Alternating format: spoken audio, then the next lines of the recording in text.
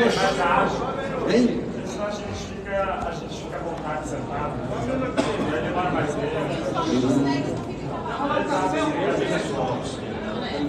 Olha nessa então.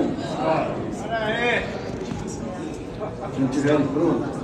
Aí falaram assim, não, aqui é maior porque tem um cenário. Eu disse, o cenário sou eu, né? Não adianta isso aqui sem o personagem, né? Mas então, meninas e meninos, bom, eu combinei para falar com vocês sobre... Nós estamos chegando ao final do semestre e para a gente tratar de dois temas aqui. Eu apresentar para vocês na imprensa um relato do que foi feito até agora, tudo que foi votado, os problemas que tivemos. Então a ideia é fazer um balanço disso para dar, que é uma coisa que caracteriza a minha atuação, é transparência nas ações do governo, que eu tenho a responsabilidade de liderar aqui na Câmara. E segundo, discutir um pouco as matérias que estão previstas para o final do semestre, que são todas muito estratégicas para o país. É o segundo momento que eu falo sobre isso, as matérias que vieram do Senado e outras que estão aqui tramitando. Ok? Pois bem, nesse período de primeiro semestre, eu dei um passo para a imprensa e para as pessoas que acompanham nas redes sociais o nosso trabalho, uma avaliação muito positiva das matérias do governo que nós votamos aqui na Câmara. Nós votamos 87 matérias aqui nesse semestre, não é pouca coisa. 43 projetos de lei, 2 projetos de lei complementar, 25 medidas provisórias, entre as antigas do governo anterior e as nossas, e 17 projetos de decreto legislativo. Esse é o resumo daquilo que nós fizemos nesse primeiro semestre. Não sei antes deixar de registrar que a matéria, uma das principais matérias que essa Câmara aprovou foi a PEC da transição, né? O APEC do Bolsa Família, que nós aprovamos a emenda constitucional no finalzinho de dezembro, que sequer o governo tinha tomado posse. Nós demos, a Câmara deu, é importante dizer isso para o país, 145 bilhões para o governo. Foi esse recurso que nós demos, que a Câmara deu ao governo, para o governo, nosso governo, pôde entregar todos os programas que foram entregues, né? Do Bolsa Família, agora ao Desenvolve. Todos os programas que eram um compromisso do governo, nós precisávamos de recursos. Além do déficit que nós tínhamos no governo anterior de 22 bilhões, no governo Bolsonaro, no final do ano, para fechar o caixa, além desses 20 e poucos que nós demos na PEC, o acordo que nós fizemos, para saldar, porque senão era uma pedalada do tamanho do mundo que o governo anterior ia cometer, porque tinha um déficit de 23, 22 bilhões, nós demos mais 145 bilhões que foi o nosso governo para entregar esses programas. Acho que a matéria, ela não é muito lembrada, mas foi a matéria, uma das mais importantes para início de governo. As medidas provisórias, as 17 do governo Bolsonaro e 8 do governo Lula. Ao todo, essas 25 medidas provisórias. Dentre elas, as medidas provisórias: organização dos ministérios, novo Bolsa Família, Minha Casa Minha Vida e Mais Médico. E a medida provisória 1147, que foi do governo anterior, nós enxertamos nela 4 medidas provisórias. Por isso que o número aumenta. Nós incluímos na 1147 a 1157, a 1159, a 1161 e a 1163. Na verdade, foram 5 medidas provisórias juntas na que eu relatei, que é a MP 1147, que aquela que dá o incentivo à isenção para o setor de eventos, da aviação, enfim.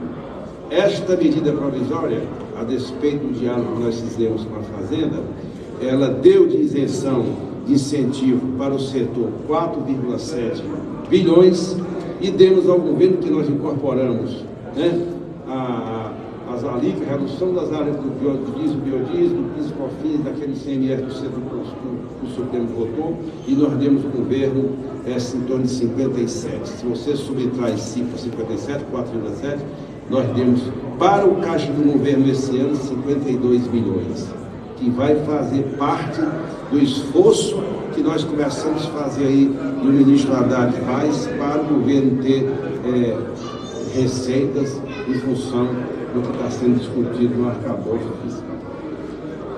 Eu digo que foi uma das medidas provisórias mais importantes que nós votamos. Depois, os projetos de lei, não tem as pessoas nunca comentam, mas nós votamos a igualdade salarial entre homens e mulheres, que foi importantíssimo, isso é uma questão relevante. É claro que isso não tem impacto do ponto de vista fiscal, mas tem impacto, é uma questão fundamental na sociedade brasileira, para vencer esse ato que tem, essa discriminação que ainda tem com relação às mulheres. Nós, a igualdade salarial, nós aprovamos o projeto, Bolsa Atleta, duplo grau de jurisdição no âmbito aduaneiro e fundos privados como garantia para as pessoas que captam empréstimos nos bancos públicos ou não. E os projetos de lei complementar são vários que estão aqui, né? Especialmente o novo regime fiscal, sustentável. Eu diria que as 3 matérias mais emblemáticas que nós vencemos aqui foi a PEC do ano passado, final do ano, a MP da reforma ministerial, da reorganização dos ministérios e a questão do regime fiscal sustentável. Foi relatado pelo deputado Cajado, né? Portanto, matérias fundamentais para o país. E esse regime fiscal, o novo regime fiscal, depois da tal, o famigerado teto de gasto,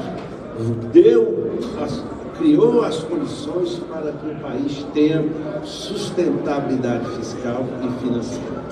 Foi para o Senado fez alterações e evidentemente que nós vamos discutir as alterações que foram feitas no Senado e provavelmente é uma das perguntas que vocês fariam para mim aqui, porque a matéria já voltou para o Senado. Dito isso, além dos acordos, estão pendentes a MP do Desenrola Brasil, o reajuste do salário mínimo, a alteração da tabela do imposto de renda, a remuneração dos servidores do Executivo e o PAT, que é o ajuste do Programa de Alimentação do Trabalhador. Todas as medidas provisórias vão se vencer lá para setembro. Não tem problema do ponto de vista da sua validade. E tem as matérias, que é o segundo ponto, que eu já falo para vocês, que são os mais necessários para votar na próxima semana.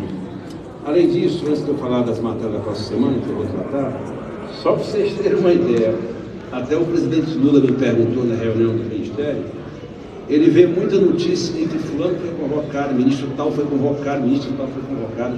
E eu tive um cuidado com a assessoria de fazer o levantamento. Sabe quantas pedidos de convocação tiveram? 206 convocações de ministros. Imagina. Todas, com exceção de 3 que foram acordadas conosco, foram transformadas as convocações foram transformadas em convites.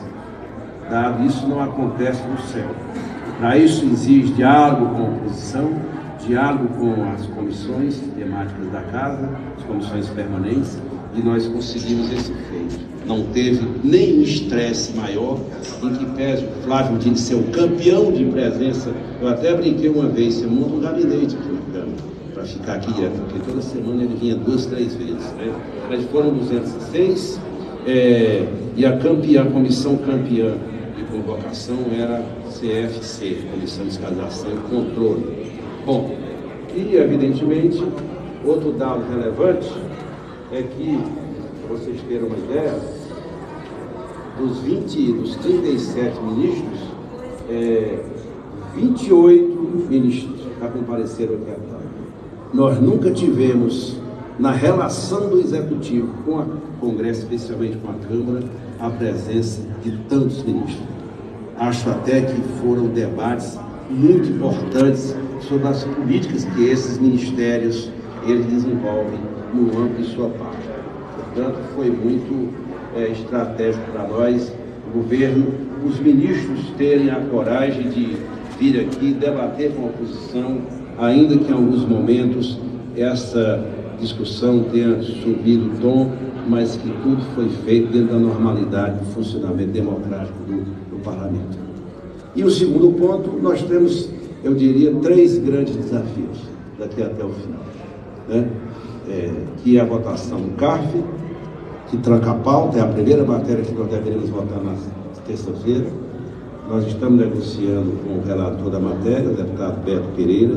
O ministro Haddad, que está conduzindo essa discussão, está dialogando, vai dialogar com a chegada do presidente Arthur Lira amanhã, para ver se a gente conclui o relatório para ser divulgado ainda na sexta-feira, para que as bancadas discutam na segunda, porque nós temos terça, quarta e quinta para votar a maior parte das matérias. Essa é uma matéria que é imprescindível para o país, esse conselho, que é o voto de qualidade. O ministro Haddad não pode abrir mão disso, não pode abrir mão, porque toda a Câmara sabe que esse é um projeto que está dentro do esforço fiscal que o governo está fazendo de arrecadação por conta do arcabouço, a elevação das receitas. Portanto, essa matéria, sim, é decisiva para o governo e está sendo coordenada pelo ministro Haddad. Segunda matéria, o arcabouço, o regime fiscal.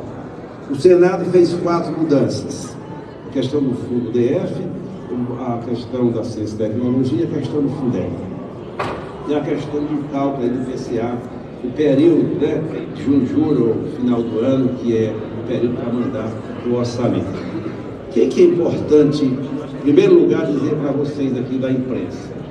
Qualquer que seja o resultado, ou o texto integral do Senado, ou o texto integral como a Câmara fez, não altera a espinha dorsal do projeto. Não faz quase que nenhuma diferença. A única diferença é que, no caso do cálculo do IPCA, se você não faz no final do ano, se faz junho, vai pegar o junho do ano passado, portanto, vai ter uma quebra de receita. Mas isso nós vamos discutir com os líderes, não tem da nossa parte nenhuma posição de impor e nem tirar nada. O Senado mudou alguma coisa e a Câmara vai discutir com os líderes. Os líderes, com a presença do Haddad, irão debater como fazer. Deixa o que do Senado, né? Do ponto de vista do governo, principalmente a emenda que foi feita, da questão do cálculo do IPCA, se nós pudermos manter a que foi feito no Senado, para o governo é melhor. Mas isso também não é o fim do mundo. Vai depender do grau de diálogo que nós tivermos com todos os líderes. Fundo de Brasília. Claro que nós temos que ver os cálculos. Foi dito uma coisa quando nós votamos, que era 1 bi, e o outro está falando de 20, o outro falava de 70. Então, há controvérsia sobre o modelo de reajuste desse repasse constitucional que a União repassa para Brasília, e nós vamos discutir isso com a maior tranquilidade. Na seguinte lógica, nada nós faremos para comprometer o esforço que o governo está fazendo para estabilizar o país fiscal e financeiramente. O equilíbrio que tem que ter entre as receitas e as despesas. Que com o fim do teto de gasto, nós construímos um outro modelo de gestão fiscal do país. E esse modelo de gestão fiscal tem que ter as duas coisas: controle do gasto, mais elevação da receita. Senão o país não tem recurso para investimento. E todo mundo está percebendo que os indicadores, o que está acontecendo na economia brasileira é por conta da mudança do ambiente político e mudança do esforço que o governo está fazendo nos pacotes de obras que estão sendo lançados. Isso, ou seja, o investimento público, a ampliação do investimento público com o investimento privado, altera as condições econômicas do Brasil, tanto é que até o Boletim Focus do Banco Central disse que o Brasil pode crescer já mais de 2,18. Diziam que no começo do ano que o país ia crescer 0,8, 0,5. Portanto, o ambiente econômico do Brasil, nós devemos ação forte nas políticas entregues pelo governo, mas, sobretudo, a credibilidade que o Brasil voltou a conquistar no cenário internacional e, evidentemente, no ambiente e nas forças do mercado aqui no Brasil. E, por último, a reforma tributária. Se nós fizermos um esforço, hoje eu conversava com o coordenador do grupo de trabalho, o deputado Reginaldo. Primeiro, tem uma decisão última dos líderes, nossa, lá com o presidente Arthur antes de viajar. Nós vamos votar a proposta esse semestre. As pessoas falam assim, mas vai dar tempo uma matéria tão complexa como essa? Porque aí começam algumas vozes dizendo o seguinte, é cedo, nós não conhecemos. Essa conversa já está aqui há 40 anos. E acho que chegou a hora de conseguirmos chegar da nossa DBA. De um jeito ou do outro. Claro que nós não vamos agradar a todos. Até que não tem como você fazer, na minha opinião, você não tem como fazer uma reforma neutra que nos agrade. Vai ter que compatibilizar os interesses federativos, o tamanho do fundo que está sendo discutido, o critério de distribuição. Todo o diálogo está sendo feito com os entes federados, porque nós queremos fortalecer os entes federados. Portanto, a nossa opinião, a opinião do governo, é votar a reforma tributária até o dia 15. Se der na próxima semana, que é o desejo dos líderes e do presidente Arthur Lira. A maioria dos líderes está viajando e nós vamos ter que votar essa matéria na próxima semana. Ou seja, o CARF, o novo regime fiscal que veio do Senado e a reforma tributária é pauta demais para se votar em 15 dias e pautas estratégicas do país. Se der para votar, vamos votar. Mas o esforço do governo para votar a reforma tributária, ainda que não tenha consenso de todo mundo. Né? Acho que tem outras matérias, como o PAA, que o relator é o deputado. Tem duas matérias que nós precisamos votar na próxima semana. O PAA, que o Boulos é relator, Programa de Aquisição de Alimentos, e o projeto da Escola Integral, que é relatado pelo deputado Mendonça Filho. Também já temos acordo com os dois sobre os textos. Já está bem negociado os dois textos, e essas duas matérias, votando, nós temos que destravar a pauta votando no CARF. Porque votando no CARF, destrava tudo. Nós votamos esses dois projetos, o da educação e o da agricultura familiar, o arcabouço, o CARF, o arcabouço, começa pelo arcabouço e a questão da reforma tributária. Portanto, esse é o esforço que nós estamos fazendo e, a despeito de uma ou outra matéria, falta de articulação do governo não vai deixar de votar nada que não tenha sido programado. E acho que o esforço dos líderes foi fundamental. O esforço que o presidente Arthur Lira fez para colocar as matérias, o esforço que todos os líderes fizeram, os mais identificados da base, mesmo aqueles que não são da base, mas que contribuíram com essas votações. Todo mundo sabe. Eu sempre digo para vocês, vamos olhar o painel. E nas matérias mais polêmicas, o painel correspondeu com aquilo que era a expectativa nossa. No arcabouço foi 366 votos. Nas outras matérias, na reorganização, o auge da crise aqui foi a MP da reorganização do Ministério, e agora nós vamos ver também na reforma tributária, porque é PEC. Aí tem fora qualificado, né? A reforma tributária é PEC. Portanto, são essas as minhas humildes, sinceras e avaliações que eu faço como líder do governo aqui na Câmara. E fico à disposição de vocês para uma ou outra pergunta. Se for possível, ajuda aqui o Laurês ou o Júlio, pelo menos uma pessoa de cada hora, porque essa muita gente fica à vontade, tá bom? questão do placar das votações, mas em muitas delas a teórica base do governo não entregou os votos que poderia, e isso acendeu críticas que também estavam no Ministério, Ministério da Saúde também. Como é que o senhor avalia o avanço dessas negociações de cargos? Veja, nós tivemos dois problemas aqui, nesse período todo, que é muito pequeno o tamanho do que nós aprovamos. Não significa praticamente, não tem impacto praticamente em nada das matérias mais importantes. O decreto de saneamento, que nós perdemos, e todo mundo sabia que esse decreto, como foi feito, e na hora deu um curto-circuito, não teve discussão anterior com ninguém aqui, foi um problema. E a questão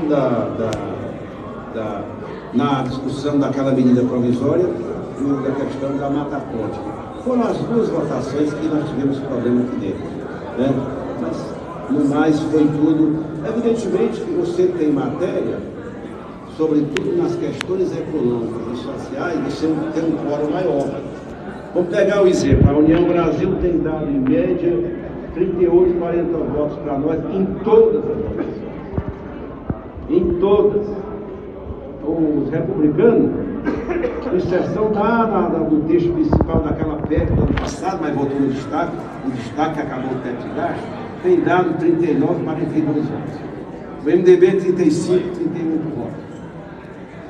E o PL, nas duas principais votações que nós tivemos, a bancada, uma parte, eu quero fazer esse reconhecimento, a bancada contribuiu numa com 29 votos e outra com 30 votos.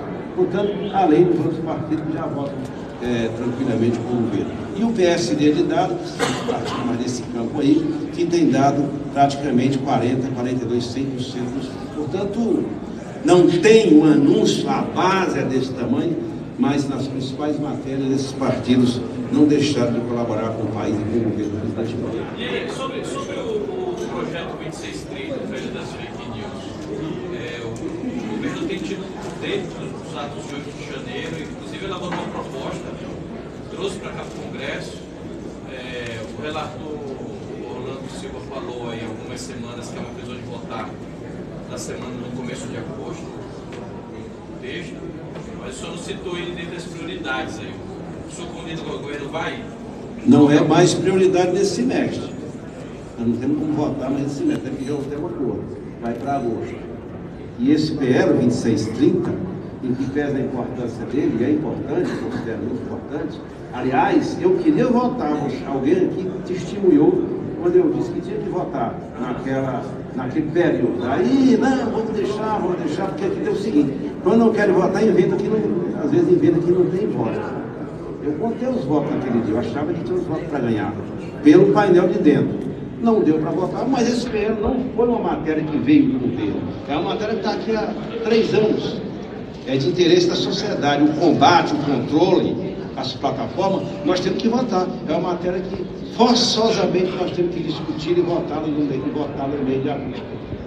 É também prioridade. Não para esses 10 dias. Aliás, terça, quarta e quinta são 3 dias de sessão e 3 horas de semana. Nós só temos 6 ou 7 sessões para votar isso tudo.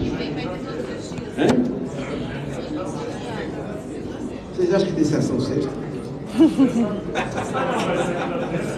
Sim, talvez convoque. O presidente está viajando, não convocou, aí convoca para segunda à noite, aí vota os requerimentos. O quente mesmo vai ser terça, quarta e quinta, pessoal. Vocês conhecem a Câmara tanto quanto eu, alguns mais veteranos e veteranas.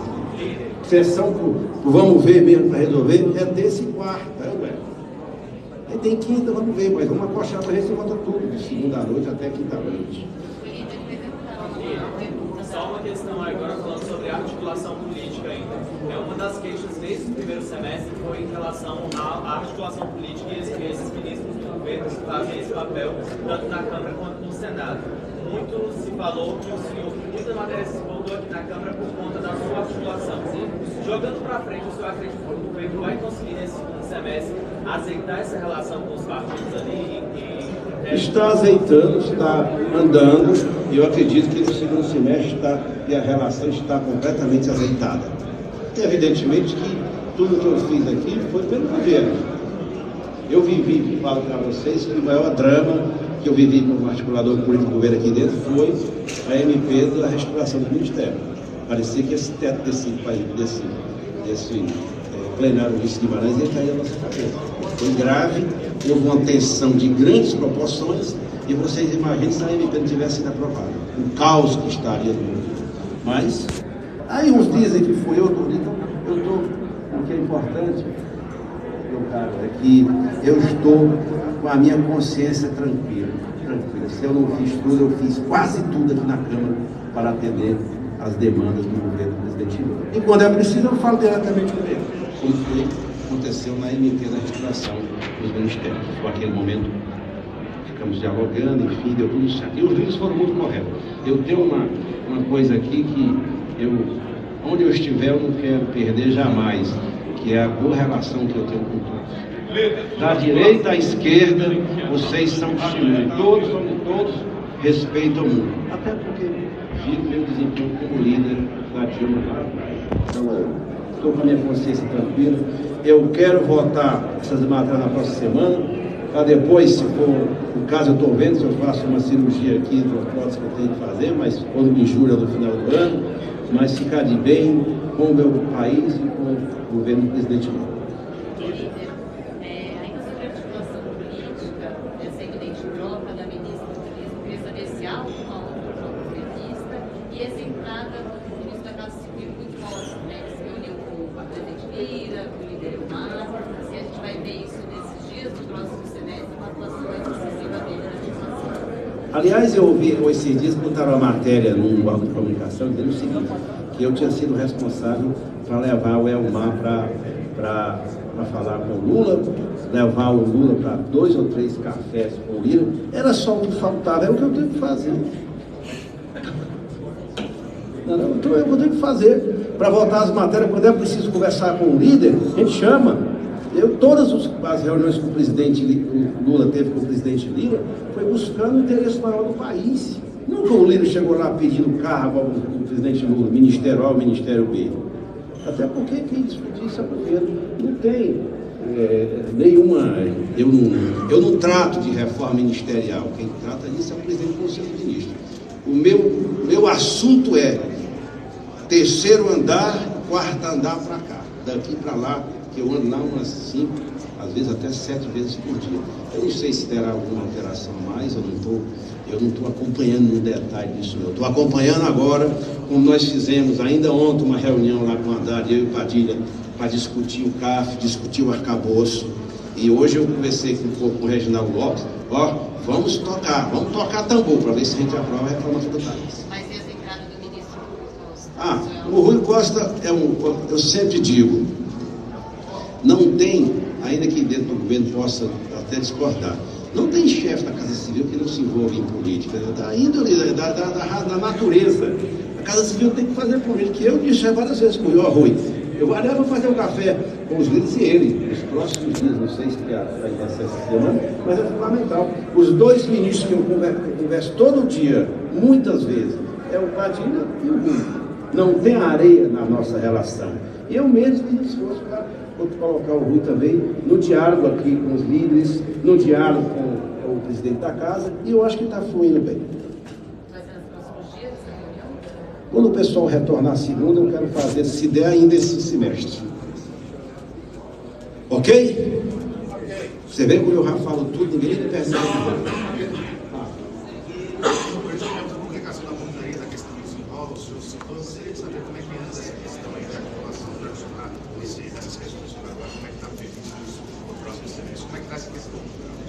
Tem que regulamentar rapidamente e criar, como fez a portaria, as condições para aqueles que estão no cadastro negativo identificados.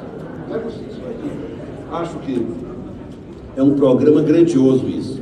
O presidente Lula, eu sou testemunho de que o presidente Lula tem cobrado muito do ministro Haddad, rapidez na materialização desse programa, porque eu tenho 70 milhões de brasileiros que estão nos cadastros negativos por dívidas, né? Então, o Desenrola fez um tabelamento até 5 mil e vai assim. O esforço tem que ser permanente para ver se até o final do próximo ano a gente acaba com a inadimplência no Brasil. Porque isso significa investimento, significa ambiente de negócio, enfim.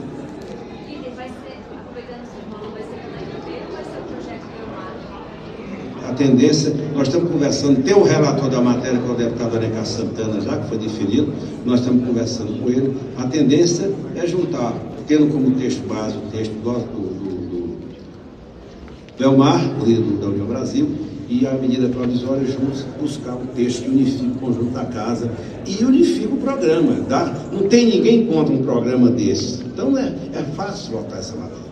Só falando sobre, desculpa, mais uma pergunta, falando na questão das MPs que o senhor citou que vence ali em setembro. Aquele impasse em relação à instalação de comissão mista da Câmara e do Senado já foi resolvido ou o senhor teme que isso no segundo semestre possa voltar? Ou já tem acordo para essas MPs que o senhor citou para o segundo semestre? Tem duas coisas. Primeiro, tem um compromisso do governo de reduzir ao máximo, em tudo que puder, as medidas provisórias.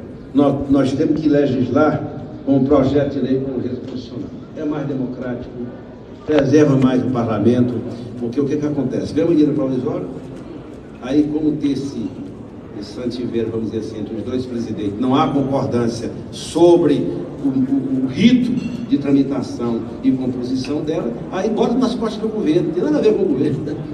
Aliás, nós votamos essas 14, 28, 25, essas MPs do nosso governo, foi um esforço sobre-humano.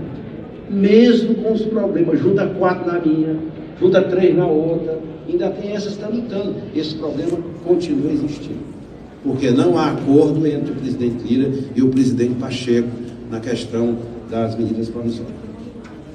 E vai ter uma reunião do presidente Lula com os líderes? O senhor falou aí do ministro e tal. Sim, deverá ter no próximo período. Não sei quando, porque também nós estamos num período muito pequeno, mas se não agora, em agosto terá, porque o presidente, na reunião que fez, pediu para pelo menos semanal ou quinzenalmente ter uma reunião com os líderes da Alvorada. Aproximar. O governo tem seus articuladores políticos, que é o ministro da Articulação Política, é o ministro Padilha. É ele que tem a responsabilidade de comandar a articulação política do governo nas duas casas.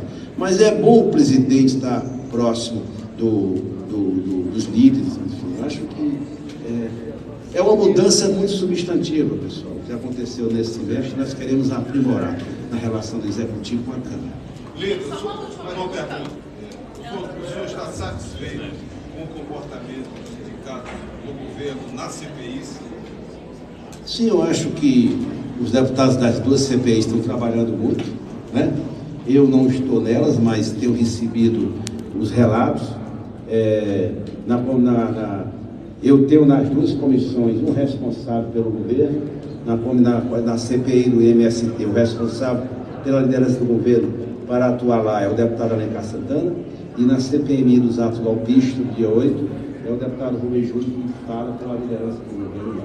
Eu tenho acompanhado na medida do possível, mas a tendência eu acho que a CPMI do 8 de janeiro vai confirmar, na minha opinião, que já é público e notório quem patrocinou, quem organizou os atos atentatórios contra a democracia. No MST é a CPI mais complicada, mas nós estamos dialogando, tem que ter diálogo. É a minha tese em relação à CPI do MST. Particularmente na CPI, o governo tem indicado lá, que é o nosso governante, ele tem pautado bastante as ações e tem dado espaço aos membros da oposição. Só avalia isso. Eu não acompanho quem participa e quem não participa, não tenho nem a lista de presença, não tenho nem o tempo, porque eu não tenho nem como dizer qual está sendo o desempenho. Eu falo sempre com o meu vice-líder que está lá, que é o Rubem Júnior, mas sobre quem participa, quem falta, quem não falta. Mandaram me dizendo isso nas últimas 24 horas, mas nem fui ver quem faltou, quem não faltou. Líder, só uma pergunta A última. em relação ao que um tema que o senhor não citou, a LDO. O que pesa isso vai ficar só para agosto mesmo, já que tem que entregar a LOA em dezembro de agosto? Não tem LDO sem o arcabouço, né? Eis a razão. Nós temos que votar o regime fiscal, porque o que está dito nele vai ter que ser traduzido na LDO e depois na LOA, na lei orçamentária anual. Portanto, é esperar, cada dia com sua agonia, mas acredito que não vai ter problema nenhum, não, nessa questão da votação. Aí nós vamos ficar para o segundo semestre, imagina, segundo semestre. Tem as medidas provisórias, o PL das fake news, a revisão do PPA, o PPA, a LDO e no final do ano a LOA. Então eu acho que está de bom tamanho. E o que o senhor achou do voto do ministro Benedito no TSE? Eu, falar a verdade, eu nem li esse voto. Eu costumo, sobretudo em matérias jurídicas, ler os votos do ministro, mas eu nem li, sei que ele votou pela inelegibilidade e caberá à corte do TSE decidir se o ex-presidente é ou não inelegível. Cabe a ele, não é a nós. Só Uma dúvida? Em relação ao tarifato, o relator, ele não está conseguindo ajustar muito bem o texto com o governo em alguns pontos. Está dando um bate-cabeça. O relator do? Do carro, vai entender. Eu queria entender se o senhor avalia que é possível retirar a urgência nessa reta final. Não. É impossível. Não acho, não é, do ponto de vista do governo, não é correto, não é, na minha opinião, não tira urgência e o ministro Haddad que está coordenando. As 4 principais matérias de interesse do governo, a PEC da transição, o CARF, o arcabouço e a reforma tributária, o Haddad, que são questões que incidem diretamente na economia brasileira, ele comanda das diretrizes econômicas e nós formatamos os relatores aqui dentro da Câmara. É ele que está conduzindo isso. Tá bom? Bom final de semana e até a próxima.